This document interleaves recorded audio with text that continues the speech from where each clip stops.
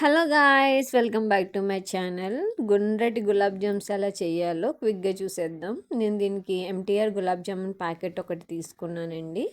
తర్వాత పౌడర్ అంతా కూడా ఒక గిన్నెలో తీసుకొని దాంట్లో ఉండలు లేకుండా చక్కగా వాటర్ వేసి మనకి చపాతీ పిండి కలుపుకుంటాం కదండి, అలా కలిపేసుకోవాలి.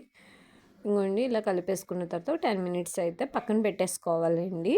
దానివల్ల ఏంటంటే సాఫ్ట్గా ఉంటుందన్నమాట. తర్వాత పాకానికి వచ్చేసి స్టవ్ ఆన్ చేసి గిన్నె పెట్టేసి 2 కప్పులు పంచదారకి 2 కప్పులు నీళ్ళు వేస్తే సరిపోతుందండి. తర్వాత కలర్ చక్కగా చేంజ్ అవుతున్నప్పుడు కాస్త కుంకుమ పువ్వు అయితే వేసేసుకోవాలండి. ఫుడ్ కలర్స్ అలాంటివి అవాయిడ్ చేయండి ఫ్రెండ్స్, అలాంటివి వేయొద్దు. యాలకుల పొడి అయినా వేసుకోవచ్చు. తర్వాత ఈ పాకం అయిపోయిన తర్వాత దీన్ని పక్కన పెట్టేసుకోవాలి. నెక్స్ట్ స్టవ్ ఆన్ చేసేసి మనం ఇలాగ ఆయిల్ సరిపడినంత ఆయిల్ వేసేసుకొని చక్కగా హీట్ అయిన తర్వాత గుండ్రంగా చేసుకున్నటువంటి గులాబ్ జామ్స్ని అందులో వేసేసి లో ఫ్లేమ్లో పెట్టుకొని గరిటె అయితే పెట్టకూడదండి. గరిటె పెట్టారు అంటే కనుక బ్రేక్స్ వచ్చేస్తాయి. నేనైతే కొన్ని పెద్దవి కొన్ని చిన్నవి చేశాను అనమాట.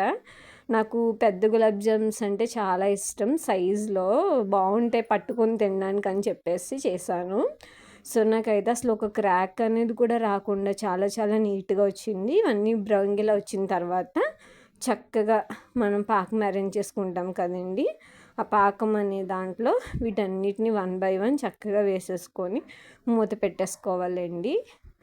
చూసారా, చాలా బాగా వచ్చే 1 ఆర్ 2 కొంచెం ఆయిల్ వేసినప్పుడు బ్రేక్ అయ్యి కానీ మిగిలినవి సూపర్ అయితే సూపర్ వచ్చినాయి. చూడండి ఫ్రెండ్స్, మంచి కలర్తో టేస్టీ గులాబ్ జామున్స్ రెడీ.